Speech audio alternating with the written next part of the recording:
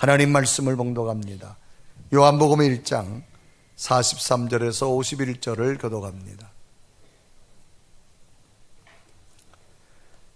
이튿날 예수께서 갈릴리로 나가려 하시다가 빌립을 만나 이르시되 나를 따르라 하시니 빌립은 안드레와 베드로와 한 동네 벳세다 사람이라.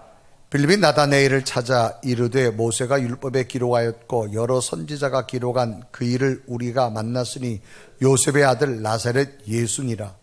나다나엘이 이르되 나사렛에서 무슨 선한 것이 날 수 있느냐.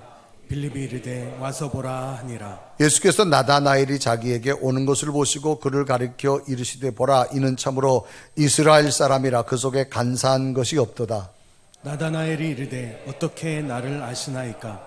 예수께서 대답하여 이르시되 빌립이 너를 부르기 전에 내가 무화과 나무 아래에 있을 때에 보았노라. 나다나엘이 대답하되 랍비여 당신은 하나님의 아들이요 당신은 이스라엘의 임금이로소이다. 예수께서 대답하여 이르시되 내가 너를 무화과 나무 아래에서 보았다 함으로 믿느냐. 이보다 더 큰 일을 보리라. 또 이르시되 진실로 진실로 너에게 이르노니 하늘이 열리고 하나님의 사자들이 인자 위에 오르락 내리락 하는 것을 보리라 하시니라. 아멘. 오늘도 주의 전에 예배한 여러분에게 주의 평강과 은혜가 넘쳐나기를 주님의 이름으로 축복합니다. 우리 옆에 인사합시다. 한 주간 동안 평안하셨습니까? 자, 조금 더 밝은 표정으로 오늘도 당신을 보니까 참 기쁩니다. 시작.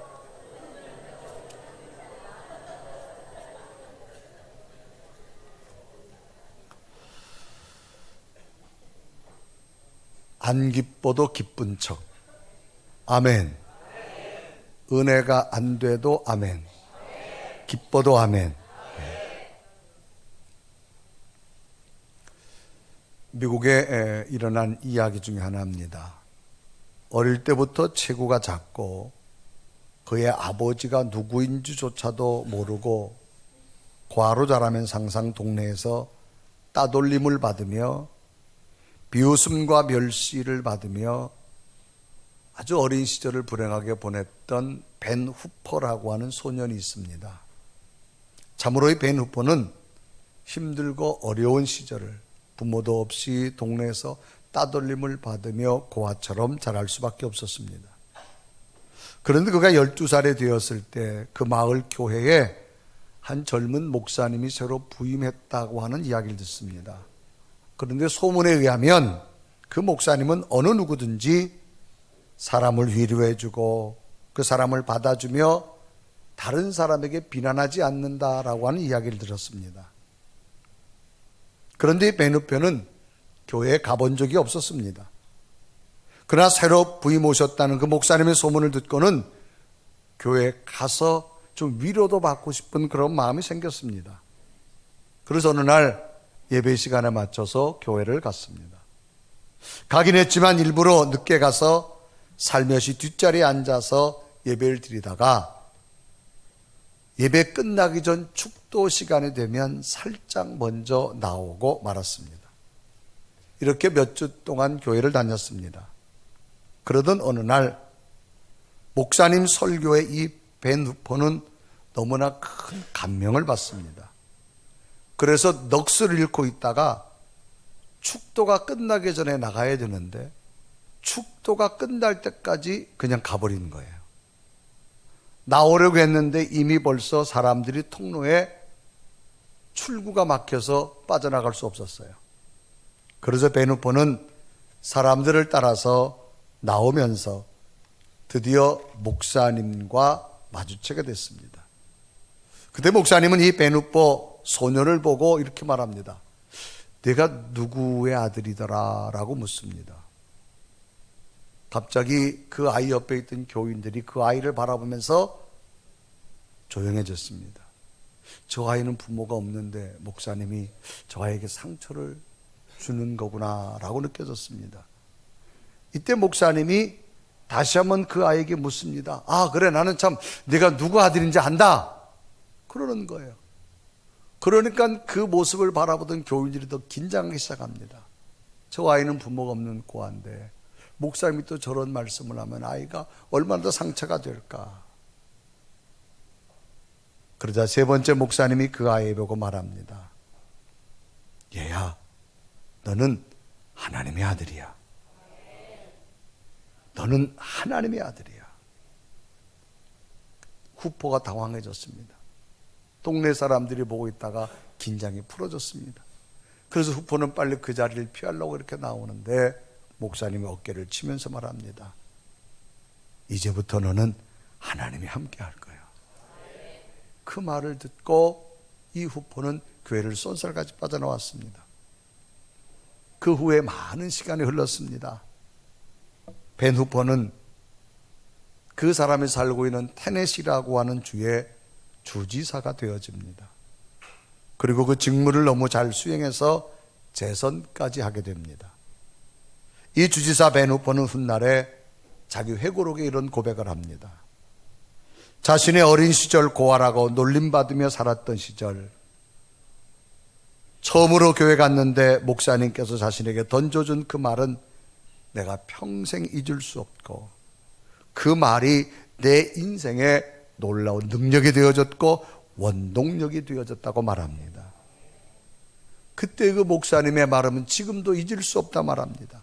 너는 하나님의 아들이야.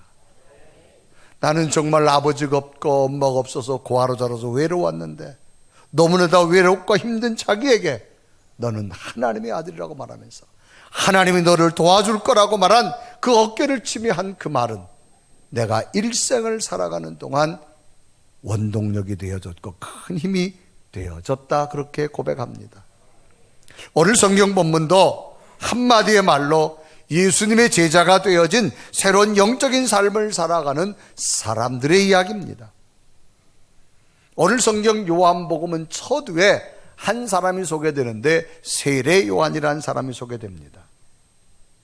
이 세례 요한이 역사에 등장하기 전까지 약 400년 동안 구약에는 많은 예언자들이 하나님의 뜻을 선포합니다. 신약에는 직접 예수님께서 오셔서 말씀하는데 구약이 끝나고 신약이 되어지긴 이 400년 동안은 암흑시계다라 그렇게 말합니다. 하나님의 선지자들이 등장하지 않습니다. 그래서 수많은 하나님의 뜻을 일반 사람들에게 전해준 자가 없었습니다. 그래서 이제 이 암흑의 400년을 깨고 하나님의 뜻을 가지고 나온 사람이 누구냐? 세례 요한이라는 사람입니다. 그래서 요한복음 1장 6절은 세례 요한의 출생을 이렇게 설명합니다. 하나님께로부터 보내심을 받은 사람이 있으니 그의 이름은 요한이라, 그렇게 말합니다. 그래서 세례 요한은 유대 광야에서 생활하게 되어졌고 수많은 백성들에게 회개를 선포합니다. 이 독사의 자식이라고 말하면서 하나님을 떠난 자들을 뱀에다 비유하면서 빨리 하나님께로 돌아오라고 선포합니다. 그러면서 너희들이 하나님께로 돌아온다면 너희들은 하나님의 분명한 자녀가 됨을 선포하지요. 그래서 요한복음 1장 12절은 이렇게 기록합니다. 영접하는 자, 곧 그 이름을 믿는 자들에게는 하나님의 자녀가 되는 권세를 주셨으니 라고 말합니다. 그 후에 세례 요한은 요단강에서 예수님에게 물로 세례를 주게 되어집니다. 그때 유일하게 예수님에게만 성령이 임하여서 하늘에 소리가 들려오는데 이는 내 사랑하는 아들이며 내 기뻐하는 자라. 그래서 세례 요한이 예수님에게 세례를 주는 순간 성령의 음성이 들려오고 하나님의 아들인 것을 확증하는 것을 이 세례 요한이 알게 됩니다. 이때 장면을 요한복음 1장 33절에 기록하지요. 나도 그를 알지 못하였으나 나를 보내어 물로 세례를 베풀게 하신 그이가 나에게 말씀하시되 성령이 내게서 누구 위에든지 머무르는 것을 보거든 그가 곧 성령으로 세례를 베푸는 이인 줄 알라 하셨기에 라고 말합니다. 또 34절에 보면 내가 보고 그가 하나님의 아들이심을 증언하였노라 하노라 라고 말합니다. 당시 세례 요한에게는 복음을 증거할 때 그 세례 요한에게 제자들이 있었습니다. 이 세례 요한은 어느 날 두 제자와 함께 길을 가다가 예수님을 보게 됩니다. 그러자 세례 요한이 그 예수님을 보고 뭐라 말하냐? 저게 하나님의 어린 양이 있다라고 말합니다. 그런데 그 옆에 있던 제자들은 하나님의 어린 양 이해가 되지 않습니다. 자기 스승이 여기 있는데 저분을 보고 스승이 하나님의 어린 양이라고 말합니다. 그래서 예수님이 누군가 궁금하기 시작합니다. 그래서 예수님에게 당신은 누구냐고 묻게 됩니다. 그럴 때 예수님께서 이 제자들에게 네가 궁금하거든 와서 직접 보라 그렇게 말합니다. 그래서 이 세례 요한의 제자 가운데 안드레가 세례 요한과 더불어 어딜 가느냐? 예수님에게 직접 가게 됩니다. 예수님과 하룻밤을 직접 지나고 나서 이 안드레의 고백이 뭐냐? 정말로 당신은 하나님의 아들이고 살아계신 구원자고 메시아임을 나는 믿습니다. 그래서 요한복음 1장 39절에 기록합니다. 예수께서 이르시되 와서 보라. 그러므로 그들이 가서 계신 데를 보고 그날 함께 거하니 때가 10시쯤 되었더라. 40절에 보면 요한의 말을 듣고 예수를 따르는 두 사람 중에 하나는 시몬 베드로 형제 안드레라 그렇게 말합니다. 그래서 예수님께 직접 가가지고 궁금했는데 그와 더불어 하루를 같이 생활하고 나서 이 안드레의 마음속에 뭐가 확신됐느냐? 정말 하나님의 아들이라는 겁니다. 그래서 얼른 나와가지고 어디를 가느냐? 자기 형제 시몬에게 직접 가서 내가 메시아를 만났다라고 말합니다. 그래서 41절에 보면 그가 먼저 자기의 형제 시몬을 찾아 말하되 우리가 메시아를 만났다고, 메시아는 번역하면 그리스도라라고 말합니다. 그리고 안드레는 직접 이 시몬을 데리고 이제 예수님께 가게 됩니다. 시몬을 보신 예수님께서는 시몬의 이름을 바꾸어 줍니다. 시몬아, 이제는 내 이름을 시몬이라 하지 말고 게바라라, 번역하면 베드로라 그렇게 하라, 그런 이야기를 말합니다. 그리고 요한복음 1장 42절에 말합니다. 데리고 예수께로 오니 예수께서 보시고 이르시되 내가 요한의 아들 시몬이니 장차 게바라리라 하시니라. 게바를 번역하면 베드로라 그렇게 말합니다. 그래서 예수님께서는 직접 와서 보라 그렇게 말합니다. 의심과 의문이 있는 이 안드레를 통해서 직접 와서 보라. 이 예수님의 한마디 말씀은 궁금증으로 가득 찼던 요한의 제자에게 새로운 확신과 새로운 삶의 출발이 되어지고 이제 진정으로 예수 그리스도를 따르게 되는 위대한 주님의 제자로 변모하게 되어지는 것을 봅니다. 예수님의 한마디, 와서 보라라고 하는 그 한마디는 정말로 하나님의 아들 예수님의 제자가 되어지고 이 땅의 수많은 구원자의 반열에 설 수 있는 위대한 사역자로 세우게 되어졌고, 그들이 가는 곳마다 하나님이 예비된 영혼이 예비되어져서 복음의 역사와 구원의 역사가 일어나게 된 줄로 믿습니다. 오늘 우리들에게도 수많은 궁금증이 있습니다. 정말 예수님이 하나님의 아들이냐? 내가 정말 예수 그리스도를 믿어야 되느냐? 오늘도 예수님이 내게 말합니다. 와서 보라라고 말합니다. 네가 와서 직접 경험해 보기를 원합니다. 그러면 언제나 하나님은 준비된 은혜를 주실 줄로 믿습니다. 오늘 우리의 믿음의 삶, 오늘 하나님 성전에 왔습니다. 오늘 주님은 어떤 은혜를 내게 부어주실까요? 그 은혜가 여러분에게 충만히 채워지시는 예배가 되길 원하며 그 체험을 가지고 담대히 나가서 또 궁금한 수많은 사람들에게 담대히 예수 그리스도를 증거하는 확신 있는 여러분 되기를 주님의 이름으로 축복합니다. 그러면 우리에게 제일 필요한 게 뭘까라고 하는 겁니다. 첫째는 뭐냐? 체험의 은혜가 있어야 됩니다. 여러분, 체험이란 말은 자신이 몸소 겪는다 그 말입니다. 경험한다 그런 얘기입니다. 신앙생활은 체험과 경험이 참 중요합니다. 하나님의 세계는 인간의 머리로, 인간의 생각으로 측량이 안 됩니다. 그렇기 때문에 하나님은 내가 직접 경험하는 자만이 하나님의 영적 세계를 알 수 있고, 체험하는 자만이 하나님의 영적 세계의 신비로움을 우리는 느끼게 되어집니다. 그래서 예수님께서도 요한의 제자 안드레 보고 말합니다. 요한이 말합니다. 하나님의 어린 양이라고 말하니까 내 스승이 여기 있는데 저분이 하나님의 양이다? 이해가 안 되는 겁니다. 그런데 주님께서 뭐라면 와서 보라 그렇게 말합니다. 이 말에 요한의 제자 안드레가 직접 예수님과 가서 하루 저녁을 지내게 됩니다. 성경을 보니까 함께 거했다 그렇게 기록합니다. 그리고 요한복음 1장 39절에 기록하죠. 예수께서 이르시되 와서 보라. 그러므로 그들이 가서 계신 데를 보고 그날 함께 거하니 그랬습니다. 예수님이 한번 와봐라. 네가 나를 이해를 못할 거다. 와봐라 그런 얘기입니다.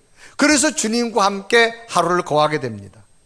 여기 보면 와서 보라 이 말은 명령형입니다. 이 와보라 말은 당시 유대 사회 랍비들이나 또 권위 있는 자들이 제자를 부를 때 그냥 명령형으로 사용합니다. 이 명령형을 사용하는 이유는 뭡니까? 분명한 확신을 주기 위한 겁니다. 네가 지금 이론과 어떤 논리로 이해할 수 없다는 겁니다. 와서 직접 보라는 겁니다. 그러면 너에게는 영적인 변화와 영적인 체험이 분명히 일어나게 되어질 것이라는 겁니다.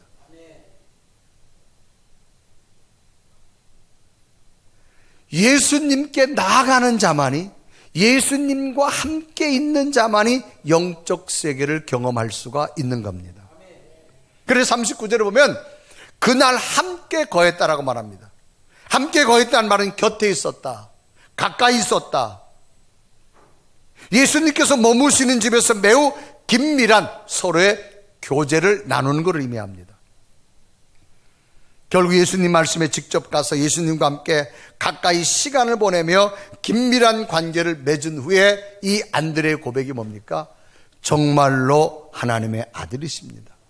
당신은 나의 구원자입니다. 당신은 나의 메시아입니다. 그리고 요한복음 1장 41절에 이르가지요.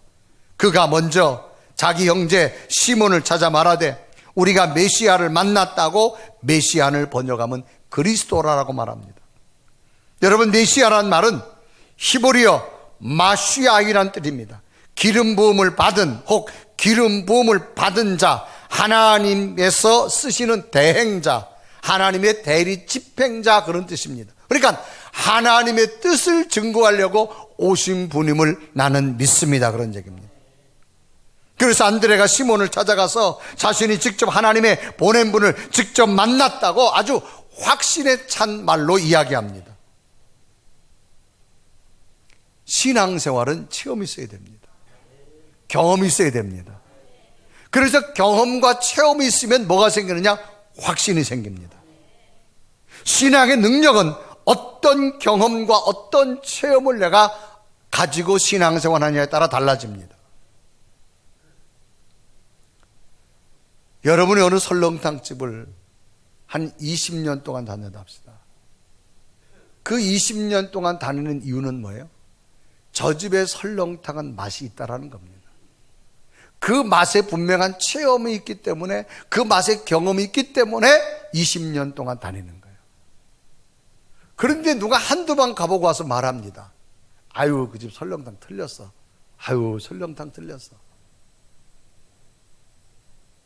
지금 나는 20년을 설렁탕을 먹은 거예요. 그런데 한 번, 두 번 먹어보고 맛이 틀렸다고 하면 그 사람은 확신이 없는 사람이에요. 적어도 내가 한 설렁탕집을 20년 동안 계속 다니 먹는다. 그건 분명한 확신이 있는 거예요. 왜? 음식 맛의 경험과 체험이 분명하기 때문입니다. 여러분, 식당에 성공하려면요, 어떤 식당에 성공하느냐? 새로운 손님이 왔어요. 다음에 그 집에 가족을 데리거나 친한 사람을 다시 한번 오는 집은 되는 집이에요. 왜? 맛이 확실히 있으니까. 그래서 여러분, 사람이 가는 식당을 계속 가는 이유가 뭐예요? 그 집의 맛을 경험을 했기 때문입니다. 여러분, 신앙생활도 뭐예요? 경험이 좀 있어야 돼요. 체험이 있어야 돼요. 여러분, 하나님의 세계는요, 어떤 이론과 논리로 하나님이 이해가 안 돼요. 누가 기도하는 줄 아세요? 기도해서 응답받아 본 자가 기도합니다. 누가 봉사하고 헌신하느냐? 내가 하나님 앞에 봉사하고 헌신했더니 하나님의 은혜가 너무 크다는 걸 경험하신 분이 또 봉사하고 헌신하는 겁니다. 이건 뭐냐? 영적 체험이에요. 영적 체험. 여러분, 처음에는 하나님의 은혜가 우리에게 머물게 되는데 우리는 체험을 크다 작다 이렇게 평가하는데 하나님이 보기에는 모두가 큰 겁니다. 자, 우리가 체험을 이야기할 때 그저 평상시 내 삶 속에 일어나는 것은 작게 여기고 어떤 사람처럼 죽을 병에 걸렸다가 살아난 것만 큰 것이 아니라는 거예요. 하나님의 은혜는 모든 것이 큰 겁니다. 여러분, 작든 크든 하나님이 개입하셔서 하나님의 임재를 느끼는 이 경험, 이 체험을 많이 하시기를 바랍니다. 그래서 여러분, 체험이라는 것이 얼마나 중요한지 몰라요. 오늘 여러분들이 하나님 성전하는데 마음이 평안하다, 이게 체험이에요. 그래서 여러분, 우리가 이 자리를 또 찾아오는 겁니다. 사람이 체험을 하게 되면 확신이 생깁니다. 자신감이 생겨요. 누가 뭐라 그래도 내가 20년 동안 전 설렁탕집은 그냥 가, 걱정하지 마, 그냥 가, 가서 먹어. 그런데 꼭 한 번, 두 번 갔다 온 사람이 그 집이 미원이 많이 들어갔느니 고춧가루가 많이 들어갔느니 맵다느니 짜다느니 아니에요. 적어도 20년 동안 그 설렁탕집을 다녔다, 그 깊은 맛을 알기 때문인 거예요. 한 번, 두 번 가서는 무슨 깊은 맛을 한 거예요, 여러분.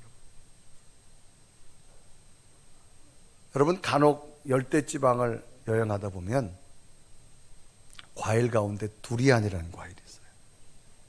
아주 굉장히 동그랗게 크잖아요. 여러분, 그거 처음 먹으면요 아주 고약합니다. 완전 한국의 화장실 냄새 그대로입니다. 그래서 여러분, 호텔에서는 절대 그걸 못 가져 들어오게 합니다. 밖에서 다 먹어야 돼요. 그거 여러분 먹고요, 한 몇 시간 뒤에 트름 한번 해봐요. 아주 코에서부터 여러분, 근데 그거를 깊은 맛을 아는 사람은 그게 과일의 여왕이라고 하잖아요. 그 굉장히 고가입니다, 여러분. 그게 왜? 깊은 맛을 모르면 그거는 여러분 과일도 아니에요. 여러분, 신앙도 깊은 맛을 아시기를 바랍니다. 이게 참 중요합니다, 여러분. 그래서 체험이라는 것이 여러분, 성경에 보면 이 체험으로 한 사람을 소개하면 사울이라는 사람을 소개합니다. 이 사람은 로마가 유대를 압제하고 있던 시대의 정통 유대인입니다. 로마의 권력이 유대인을 지배하고 있던 시대에 아버지가 로마 시민권을 사가지고 아들한테 줬어요. 로마 시민권을 가진 자입니다. 그리고 이 사람은 굉장히 당시 가말리엘이라고 하는 그 사람의 수제자입니다. 아주 대단히 공부한 사람이에요. 오늘날 직장을 들어갔는데, 오늘 한국적인 표현하면 최고의 권력기관, 아마 검찰기관 같은 데 들어갔겠죠. 그래, 이 사람이 하는 일이 뭐냐? 사람을 잡아다 옥에 가두는 일입니다. 법으로 집행하는 일이에요. 그런데 정통 유대인들이 제일 싫어하는 사람이 예수님 믿는 사람이에요. 그래서 예수 믿는 사람을 옥에다 가두는 일을 누가 하느냐? 이 사울이 합니다. 그래, 당시 기독교인들이 사울의 이름만 들어도 벌벌벌 떨 정도입니다. 하루는 사울이 정보를 입수하는데 다메섹이라는 곳에 예수 믿는 자가 많다는 정보를 입수합니다. 그래서 법원에서 영장을 발부받아가지고 이제 다메섹으로 가서 예수 믿는 사람을 잡으러 가는 거예요. 잡으러 가는데 이 바울의 모습을 성경은 뭐라 기록했느냐? 살기가 있었다고 말합니다. 그래서 사도행전 9장 1절에 말합니다. 사울이 주의 제자들에 대해 여전히 위협과 살기가 등등하여. 그래서 살기, 그러니까 사람을 죽이고 싶은 마음을 기독교인은 무조건 죽여야 됩니다. 그래서 다메섹 도상으로 갑니다, 사람을 데리고. 그런데 가다가 어떤 일이 생기느냐? 하늘에 강한 빛이 내립니다. 빛이 내리는데 그의 시력이 없어집니다. 얼마나 강한 빛을 받냐? 거꾸러집니다. 그런데 음성이 들려와요. 사울아, 사울아, 네가 왜 나를 핍박하느냐? 깜짝 놀랐습니다. 당신은 누구십니까? 나는 네가 핍박하는 예수다. 그래서 사도행전 9장 4절에 보면 땅에 엎드려 들으며 소리 있어 이르시되 사울아, 사울아, 내가 어찌 나를 박해하느냐 하거늘 5절에 보면 대답하되 주여 누구오시니까 이르시되 나는 내가 박해하는 예수라. 극적으로 예수 그리스도를 만나게 됩니다. 이 예수 그리스도의 만남으로 완전히 바뀌어집니다. 사울이라는 이름이 바울로 바뀌어집니다. 사울은 큰 자란 뜻입니다. 바울은 작은 자라는 거예요. 예수 그리스도 믿기 전에 권력 있을 때는 큰 자로 느껴졌는데 은혜 받고 나니까 완전히 이름이 바뀌어지는 거예요. 그래서 이 바울로 이름이 바뀌어진 이 사람이 모든 것을 버려두고 복음을 전하는 전도자가 되어집니다. 끝내는 순교자의 길을 걷습니다. 왜 이렇게 바뀌어졌을까요? 체험했기 때문에 그럽니다. 신앙생활의 능력은 뭐냐? 체험입니다. 여러분, 날마다 하나님이 성전에서 예수 그리스도 때문에 작든 크든 하나님의 은혜로 체험이 많아지시기를 바랍니다. 왜 신앙생활이 자꾸 힘이 없어져요? 체험이 없기 때문에. 여러분, 영적 체험이 여러분 많아지기를 바랍니다. 두 번째는 이 체험을 어떻게 하느냐? 따라합시다. 먼저 찾아가야 된다. 그래서 하나님의 아들에 대해서 궁금증을 가지고 있던 안드레가 직접 예수님과 하루를 지나고 나니까 정말로 하나님의 아들이고 우리의 구원자라는 것을 느끼게 됩니다. 그 체험을 하고 나서 안드레가 행한 것이 뭐냐? 자기 형제의 시몬을 찾아가게 됩니다. 그래서 요한복음 1장 41절에 기록하죠. 그가 먼저 자기의 형제 시몬을 찾아 말하되 우리가 메시아를 만났다라고 말합니다. 여기서 먼저란 말은 아침 일찍, 시간적으로 말하면 가장 빨리 그런 이야기입니다. 찾아가서 말하되, 여러분, 찾아갔다는 말은 자신의 노력으로 시간을 냈다, 모든 것을 알아내려고 노력했다, 그런 의미가 담겨져 있습니다. 여러분, 복음을 전하려면, 자기 체험을 전하려면 자기의 노력과 자기의 수고가 반드시 있어야만 됩니다. 안드레가 가만히 있을 때 시몬이 찾아온 것이 아니라 예수 그리스도를 만난 체험을 가지고 이 안드레가 먼저 가장 빠르게 시몬을 찾아갔다, 그 말입니다. 그래서 요한복음 1장 41절에 말하죠. 그가 먼저 자기 형제 시몬을 찾아가 말하되 우리가 메시아를 만났다. 먼저 찾아갔다는 얘기입니다. 우리가 간혹 여러분 어떤 식당을 처음 갔는데 음식이 굉장히 맛있어요. 우리 마음속에 어떤 마음이 드느냐? 다음에 우리 애들하고 한번 꼭 와야지. 우리 가족하고 한번 와야지. 우리 교인들하고 한번 와야지. 이런 마음이 생긴다라고 말입니다. 그래서 찾아가게 되어지는 겁니다. 지금 안드레는 예수 그리스도를 만나서 직접 찾아가는 겁니다.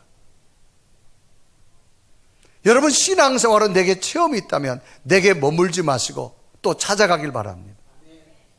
여러분, 한 나무에 과일이 열매를 맺었다면 그 열매를 끝나면 안 돼요. 그 씨앗이 또 심겨져야만 그 다음에 풍성한 열매가 맺히는 것처럼 내 속에 하나님의 은혜가 있었다면 이 은혜를 멈추지 마시고 이 체험을 또 나누어 주십시오. 그러려면 찾아가야 될 줄로 믿습니다. 그래, 먼저 찾아갔어요. 이건 뭐냐? 예수님도 그렇게 하셨습니다. 예수님은 안드레를 만난 다음에 빌립이라는 사람을 또 찾아갑니다. 이 빌립에게도 주님께서 뭐라 말하느냐? 의문심을 갖고 있으니까 또 나를 따라와라, 그렇게 말합니다.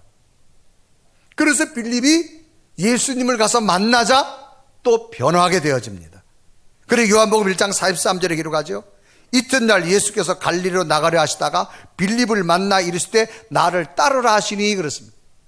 그래서 빌립이 예수님을 따랐다가 또 하나님의 아들인 걸 알게 됩니다. 그리고 그러니까 빌립이 어떻게 되느냐? 자기가 체험한 걸 가지고 또 누구한테 가느냐? 나다나엘이라는 사람한테 갑니다. 나다나엘한테 가가지고 뭐라 말하느냐? 예수 그리스도를 만났다고 말합니다.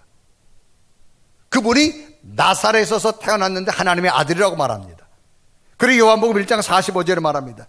빌립이 나다나엘을 찾아 이르되 모세가 율법에 기록하였고 여러 선지자가 기록한 그 일을 우리가 만났으니 요셉의 아들 나사렛 예수라고 말합니다. 나사렛에서 요셉의 아들이 태어났는데 그분이 우리가 구약성에 기록된 하나님의 메시아라는 겁니다.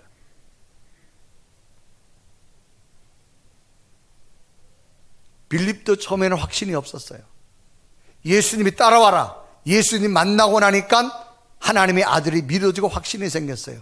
그 확신이 거기에 멈추지 않았어요. 또 나다니엘을 찾아가 가지고 내가 사람 만났는데 그분이 하나님의 아들 나사렛 예수라고 말합니다. 그럴 때에 나다니엘이 이런 반문합니다. 아니라는 겁니다. 어디 나사렛에서 그런 분이 날 수 있느냐. 이 나사렛은 동일은 일반 유대 사람들이 아주 천시하는 지역입니다. 어찌 그런 나사렛에서 예수님이 구원자가 태어날 수 있느냐? 나다니엘에 반문합니다. 그런데 빌립이 뭐라 말하느냐? 거기에 대해서 말하지 않습니다. 그냥 와봐. 그냥 와봐. 거기에 대해서 설명을 하지 않습니다. 그래서 사도행전 1장 46절에 말하죠. 나다니엘이 이르되 나사렛에서 무슨 선한 것이 날 수 있느냐? 빌립이 이르되 와서 보라. 그냥 와서 보라고 말합니다. 나도 의심이 있었는데 그분 만나고 나니까 확신이 생겼어. 그러니까 너도 의심이 생길 거야. 그러니까 두말하지 말고 와서 보라. 그렇게 말합니다. 빌립은 자기가 직접 체험했던 걸 나다나엘에게 소개하면서 나다나엘에게 어떤 말도 하지 않고 와서 보라 그 말입니다. 나도 처음에 믿지 않았는데 내가 예수님 만나고 나니까 확신이 생겼어요. 그래서 지금 나다니엘을 찾아가서 와서 보라고 말합니다.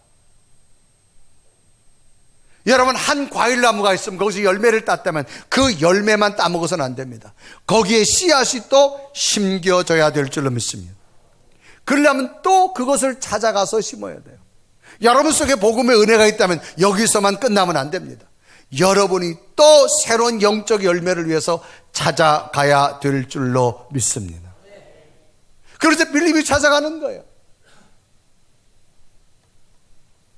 그러면 찾아가서 뭘 해야 되느냐? 따라합시다. 논쟁하지 말고 초청하라. 여러분, 논쟁이란 말은 서로 다른 의견을 가진 사람이 각각 자기의 주장을 글이나 말로 하는 걸 논쟁이라고 말합니다. 당시 유대 사람들의 인식은 나사렛은 천한 동네입니다.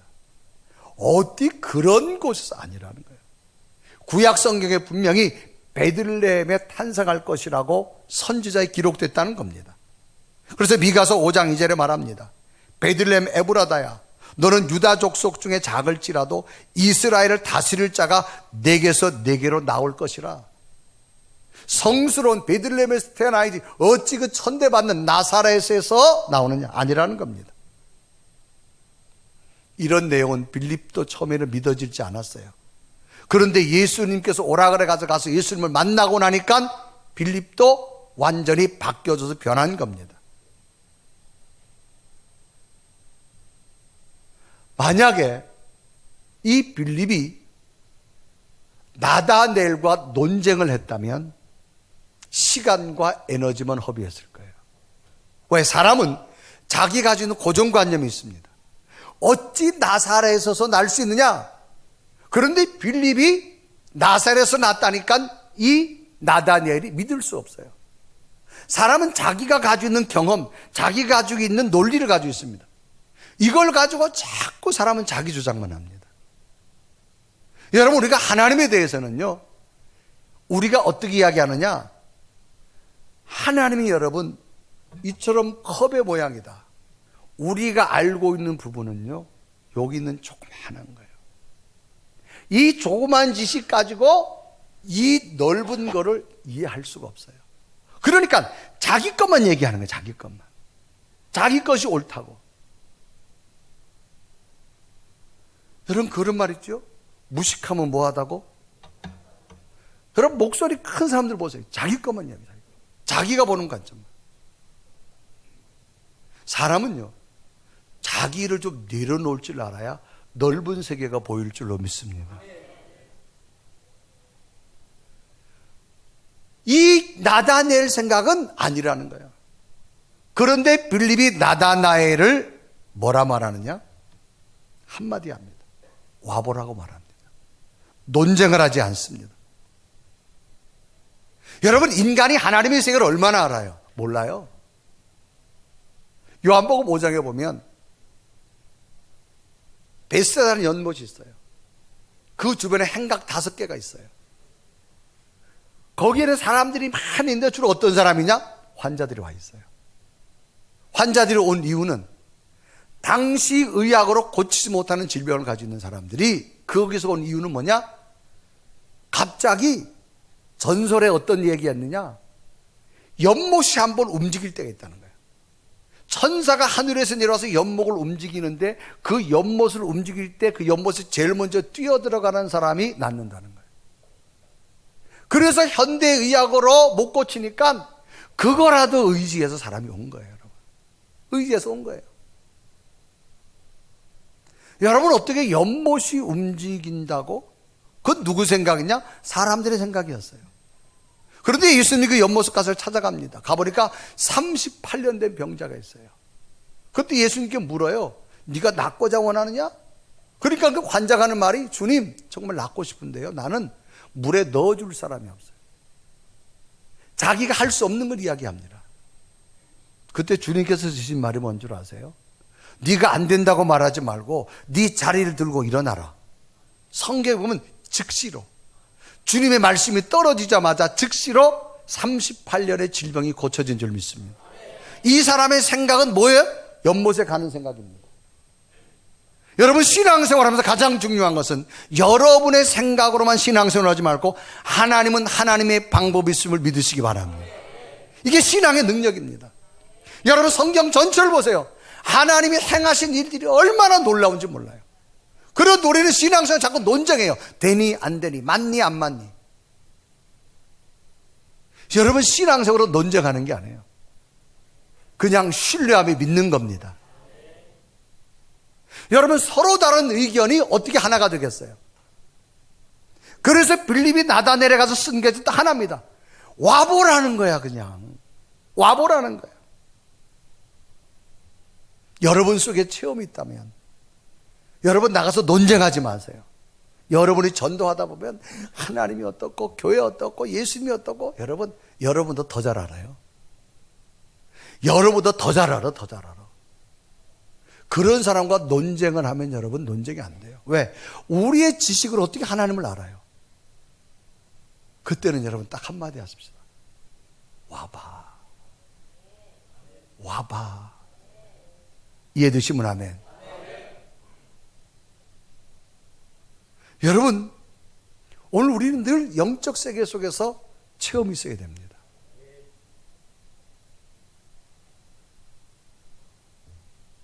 신앙생활은 논리가 아니에요, 여러분. 논쟁이 아닙니다. 여러분, 논쟁으로 우리가 하나님을 설명할 수 없어요. 어떻게 인간의 지식으로 창조자 하나님을 설명할 수 못합니다. 그래서 빌립은 논쟁하지 않고 초청했습니다. 그냥 와보라고 말합니다. 그런데 우리 마음속엔 자꾸 논쟁하려고 그럽니다, 여러분. 이 세상에는요, 예수님에 대해서, 교회에 대해서 논쟁하고 싶은 사람이 얼마나 많은 줄 아세요? 아주 자기 생각만 논리로 쫙 이야기해요. 그리고 자기 주장만 맞다고 말합니다. 그건 어쩔 수 없어요, 여러분. 그건 하나님의 영적 체험이 있어야 될 줄로 믿습니다. 어느 성도가 목사님에게 찾아 이런 질문을 했다 그래요. 목사님, 사단하고 예수님하고 거리가 얼마나 되지요? 라고 물었어. 자기 신앙생활 궁금한 거야. 사단하고 예수님에게 이 거리가 도대체 얼마나 될까? 마귀가, 사단이 우리 인간에게 다가오는 시간이 얼마나 될까? 그때 갑자기 목사님이 실내에 있는 불을 껐어요. 아니, 목사님 왜 불을 끄세요? 성도님 깜깜하시죠? 네. 앞이 잘 안 보여요. 다시 불을 켰어요. 보이네요. 성도님, 사단과 예수님의 거리는 짧습니다. 우리 속에 빛으로 오신 예수님이 있으면 은혜가 되지만, 금방 빛이 사라지면 우리는 곧 사단과 짝할 수밖에 없습니다. 여러분, 그렇게 믿음이 좋은 사람들 한순간에 믿음을 잃어버리고 오히려 영적인 방해자가 될 때 얼마나 많은 줄 아세요? 그래서 날마다 우리는 은혜의 빛이 내 속에 있어야 될 줄로 믿습니다. 사람은 어두우면요, 어둠 속에서 행하는 것만 찾아가려고 그래요. 그런데 밝으면요, 사람은 정직하게 살고 싶어 합니다. 여러분 속에 영적 체험으로 주의 빛이 거하시기를 바랍니다. 그래서 이런 빌립의 초청에 논쟁하지 않습니다. 와봐라! 그래서 나다네엘이 왔어요. 오니까 예수님께서 뭐라 말하느냐? 나다네엘아, 네가 참 이스라엘 사람이다. 나는 네가 오기 전에 먼저 알고 있었다. 네가 무화과 나무 아래서 있는 걸 내가 먼저 보았다. 그래서 요한복음 1장 47절에 말합니다. 예수께서 나다네엘이 자기에게 오는 것을 보시고 그를 가리켜 이르시되 보라, 이는 참 이스라엘 사람이라 그 속에 간사한 것이 없도다 말합니다. 그러면서 또 말합니다. 48절에 보면 나다니엘이 이르되 어떻게 나를 아시나이까? 예수께서 대답하여 이르시되 빌립아, 너를 부르기 전에 내가 무화과 나무에 있을 때 내가 보았노라. 빌립이 너를 부르기 전에 내가 먼저 알고 있다 이 말이에요. 네가 무화과 나무 아래에 있던 걸 보았다는 거예요. 이 당시 이 유대 땅에는 무화과 나무가 많습니다. 잎이 큰 나무입니다. 그러니까 사막에 그늘이 있어요. 그늘이 있다 보니 유대인들이 여기서 뭘 하느냐? 성경을 읽고 기도하고 묵상합니다. 그러니까 네가 벌써 나무 아래서 내가 성경 읽는 걸 보았고 기도하는 걸 보았다 그 말입니다.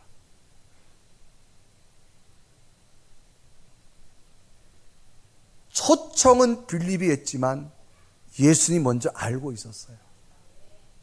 그러니까 주님 보기에는 이 나다니엘이 예비된 자였어요. 빌립은 자기가 처음으로 나다니엘을 주님 앞에 데려가는 줄 알았는데 주님은 멀고 알고 계셨습니다. 결정적인 동기는 빌립 때문에 주님을 만나는 동기가 된 겁니다. 여러분, 우리가 신앙생활 하다 보면요, 제일 어려운 게 뭐냐? 전도입니다. 여러분, 전도할 때 논쟁하지 마세요. 하나님이 어떻고 교회가 어떻고 우리보다 더 잘 알고 있어요. 저 사람들은 벌써 여러분 고정관념이 있어가지고 결국 논쟁하면 싸움만 됩니다. 한마디 하세요. 그냥 와보라고. 놀랍게도 와보면요, 그분을 주님께서 예비해 놓은 줄로 믿습니다. 제가 한 번은 부산에 가서 세미나를 하다가 전도 훈련을 받다가 실습할 시간이 됐어요. 그래서 이제 공원으로 나간 거예요. 그래도 부산 사람들은 어투가 벌써 경상도 어투하네요. 제가 부산에 아는 사람도 있고 막상 공원을 나간 거예요. 기도하러. 하나님, 예비된 영혼을 만나게 하옵소서. 그러다가 한 분이 60대 중반 되는 분이 공원에 앉아서 시간을 보내고 계시는 거예요. 그리고 그분 옆에 갔어요. 이런 얘기 저런 얘기 하다 보니 이분이 공무원을 하시다가 퇴직을 하셨더라고요. 그래서 지금 시간이 남아서 이 공원에 산책하러 왔다는 거예요. 그러면서 제가 서울에서 목사인데 내가 사실 전도 훈련 나왔다. 당신에도 좀 복음을 제시하고 싶은데, 그러니까 이분이 말이 자기가 공무원 생활할 때는 교회를 참 몰랐는데 퇴직하고 시간이 많이 남고 나이가 들다 보니까 공허감이 자꾸 느낀다는 거예요. 그런데 내 마음속에는 정말 하나님이 계실까 좀 그런 생각이 자꾸 들어서 자기가 그렇지 않아도 집에서 TV를 보다가 기독교 채널을 가끔 본다는 거예요. 그러면서 자기가 며느리를 봤는데 이 며느리가 꼭 아버님 자꾸 교회 가라고 한다는 거예요. 벌써 복음에 이 사람의 마음이 열려 있는 거예요. 제가 부산 가서 누구를 알아요? 기도하고 갔더니 하나님이 예비된 영혼을 예비시켜 놓은 거예요. 그래서 그분 주소와가 연락처 받아가서 가까운 교회에다 이분을 해서 좀 전도했으면 좋겠다고. 빌립이 증거했지만요, 나다네엘을 예수님이 미리 보고 계신 거예요. 빌립은 도구였어요. 적어도 우리가 생활하면서 내가 누구 때문에 천국 가게 됐다, 내가 누구 때문에 정말 신앙생활을 참 잘했다, 그런 좋은 반려자가 되시기를 바랍니다. 적어도 내가 한 나무에 열매가 맺혔으면 열매를 따먹고 끝나서는 되지 않아요.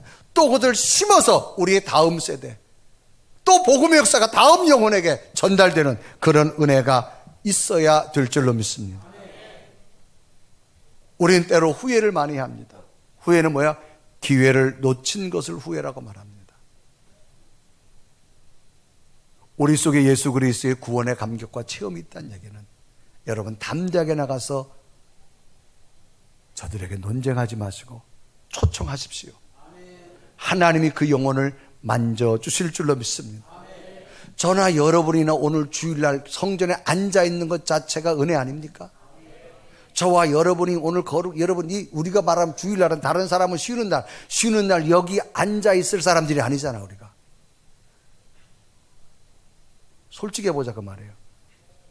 그런데도 우리가 한 주간 동안 주일을 우선순위로 여기고 하나님 성전에 온 이유는 우리 속에 찾아오는 주의 은혜가 있을 줄 믿습니다. 이것 가지고 논쟁하지 마세요. 믿지 않아요. 그냥 기도하 가십시오. 간단하게 그냥 와보라. 초청하세요. 그냥 분회일교회 와보라. 그러면 그 사람들은 분회일교회를 더 많이 알고 있어. 어떤 것만? 나쁜 것만. 교회에 대해서 나쁜 것만 더 많이 알고 있어. 여러분 나쁜 것도 또 보도에 많잖아요. 여러분 과일도 과일나무에 좋은 과일만 있는 게 아니에요. 병든 것도 있고요, 약한 것도 있고, 큰 과일도 있고. 그러나 기왕이면 좋은 과일 따먹으십시오. 아멘. 여러분 가서 생선 하나 골라도 좋은 싱싱한 생선 고르고, 과일도 좋은 과일 고르고. 여러분 수많은 성도들이 많이 있어요. 그러나 우리는 하나님이 인정할 만한 좋은 교인 되십시다. 그래서 우리가 받은 은혜를 논쟁하지 마시고 한번 와보라 그래. 그냥 할렐루야. 와보라고 초청하십시오. 하나님이 예비된 영혼이 있을 줄로 믿습니다. 그럴 때 하나님은 여러분을 칭찬해 주실 줄로 믿습니다. 이런 생각이 들더라고요. 어떤 생각이 들었느냐.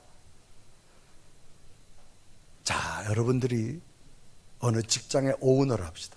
회사를 경영하는 오너예요. 직원들이 있는데 여러 부류의 사람이 직급들과 달라요. 그러면 오너는요, 안 보는 것 같지만요, 다 보입니다. 사실 저 사람이 지금 탁 등을 돌려가지고 뭐 이렇게 스마트폰 검색하는 거지만 오너는 뒤에 앉아서도 뭐 하는지 다 알아 벌써. 그런데 오너가 쭉 평가하다 보면 자기 일만 하는 사람이 있어요. 내게 주어진 일. 이 사람은 자기에게 주어진 분량만 하는 거예요. 그래도 오너 볼 때는 감사하잖아요. 자기 월급벌이는 하니까. 그런데 그 자기 할 것만 못하는 사람이 있어요. 이 사람은 자꾸 마이너스가 되는 거예요. 마이너스. 그러면 다음에 좋은 기회는 이 사람에게 더 이상 없습니다. 어떤 사람이 있느냐? 자기 할 일도 다 하고 자기가 안 해야 될 일을 회사를 열심히 좀 더 해줘. 이 사람은 어떤 사람이냐? 플러스 같은 사람이에요. 그러면 어떤 좋은 기회가 있을 때 마이너스 사람을 쓸까요? 플러스 사람을 쓸까요? 질문이 어려워요? 마이너스를 써요? 플러스를 써요? 이건 누구나 마찬가지예요, 여러분. 교회도 그래요, 여러분. 나는 나 혼자만 신앙생활 하면 돼. 누구도 관계없어. 그냥 자기 분량만 딱 합니다. 요거만 딱. 그것도 감사하지요. 근데 또 요거도 못하는 사람이 있어. 은혜를 또 까먹는 사람이 있어. 이렇게. 마이너스. 그런데 자기 분량도 하지만 하나님 위해서 더 열심히 하는 사람. 플러스 같은 사람. 하나님은 더 큰 은혜로 다가올 줄로 믿습니다. 저는 여러분들이 자기 일만 하는 것도 감사하지만 더 하나님을 기뻐하는 데 도전하십시오. 하나님의 은혜가 임할 줄로 믿습니다.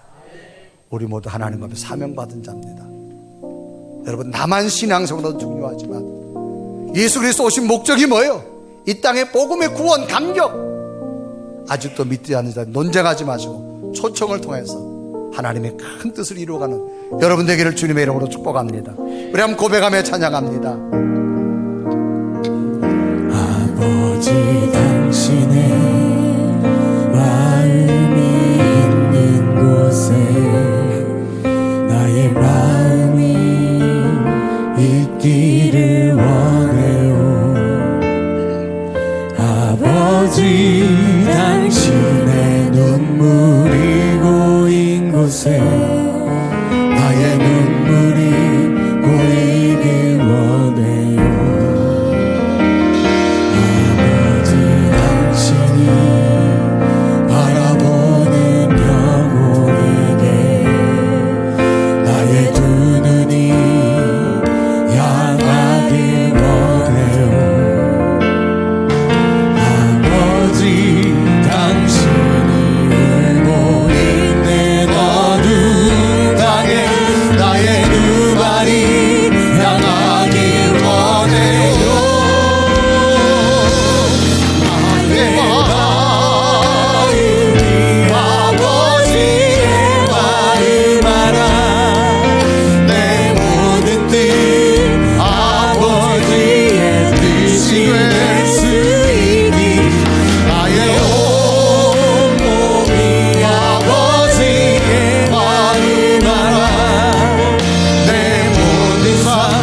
당신의 삶 나의 마음이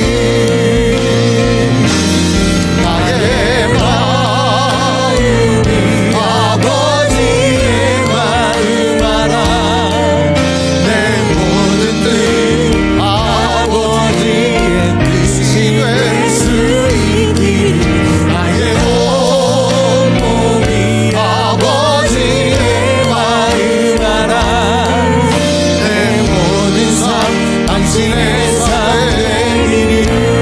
우리 앞 나같이 두 눈을 감으시고 오늘 성경 본문을 가만히 보면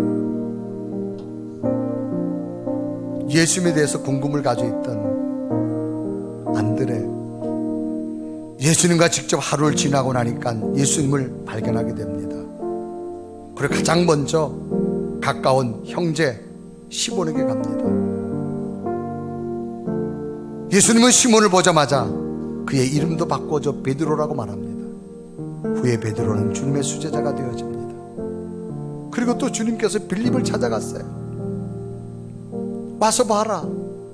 빌립이 예수 그리스도를 만나고 하나님의 아들인 걸 깨닫고 나서 그는 또 즉시 나다나엘을 찾아갔습니다. 내가 주님을 만났다. 나다나엘은 논쟁을 하자고 나옵니다. 무슨 나사렛 선한 것이 나느냐. 그럴 때 빌립은 논쟁하지 않았습니다. 그냥 와봐라. 그런데 놀랍게도 예수님께서 나다나엘아, 네가 무화과 나무 있을 때 나는 먼저 보았느니라. 너에게 더 큰 놀라운 일들이 반드시 일어나기를 이것 또한 믿으라고 말합니다. 정말로 전도는 빌립이 했는데 예수님께서 벌써 그 마음을 보고 계셨던 거예요. 우리가 신앙생활은 참 전도가 어렵습니다. 초청이 어렵습니다. 그러나 내 속에 체험이 있다면 담대하게 전하십시오. 기도하고 나가시면 예비된 영혼 하나님이 주실 줄로 믿습니다. 나는 내 신앙만 생활해야지. 그것도 감사하지요. 그러나 내 것을 넘어서 하나님을 위해서 내가 달려간다면 하나님은 감동하실 것이고, 그 감동을 보신 하나님은 여러분 생에도 놀라운 일들로 분명히 함께 하실 겁니다. 하나님, 내 마음속에 이 구원의 감격, 아직도 믿지 않는 자들에게 담대하게 기도하며 나갈 때 예비된 영혼을 붙여주시고 아버지의 마음을 내가 기쁘게 드리는 복된 자가 될 수 있는 이런 믿음의 고백이 오늘 내게도 깨달라고 우리 간절한 모습으로 고백하며 기도드립니다. 살아계신 하나님, 오늘도 주 앞에 왔습니다.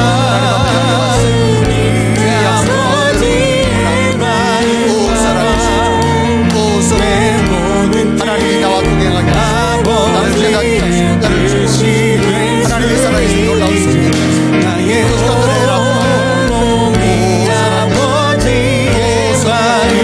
하나님만의 동행하게 하시고 하나님의 놀라운 일을 하게 하시고 내 마음속에 감동을 내게 주신 분량만이 아니라 내 분량을 하나님의 감동을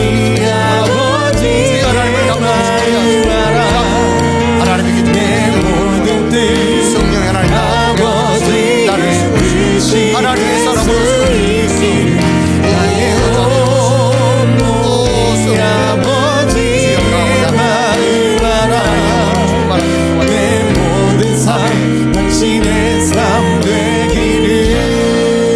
살아계신 하나님, 내 속에 하나님을 만남으로 영적 체험을 가지고 있게 하심을 감사합니다. 오늘도 그 체험 있게 하나님 성전에 왔습니다. 날마다 더 놀라운 체험이 내 심령과 삶 가운데 일어나게 하여 주셔서 이 체험을 나만 간직하지 말게 하시고 나가서 담대하게 또 증거자가 되게 하여 주옵소서. 때로는 반문하는 자들이 많습니다. 논쟁하지 말게 하시고 담대하게 주님께 초청하는 자들이 되게 하여 주셔서 나는 사명자만 되게 하시고 역사는 하나님이 만들게 하여 주옵소서. 예수 그리스도의 이름을 간절히 기도드리옵나이다. 아멘.